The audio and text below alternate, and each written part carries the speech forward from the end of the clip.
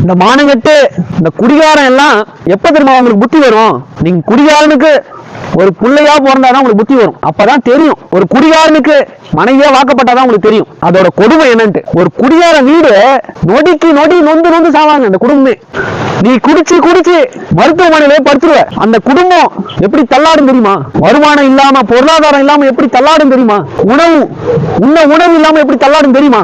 என்னைக்காவது அதை சிந்திச்சு பார்த்திருக்கியா? அந்த மானங்கட்ட குடி உனக்கு தேவையா? உன் குடும்பத்தை பார்த்து திருந்த கூடாதா? உன் பிள்ளைகளை பார்த்து திருந்த கூடாதா? உன் மனைவியை பார்த்து திருந்த கூடாதா? உங்க அப்பா அம்மா பார்த்து திருந்த கூடாதா?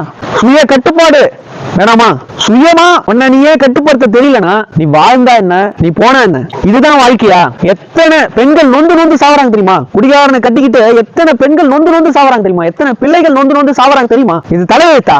உங்களுக்கு எல்லாம் எதுக்கு கல்யாணம்? குடிகாரனா கல்யாணம் பண்ணிக்காதீங்க, பிள்ளைய பெத்துக்காதீங்க.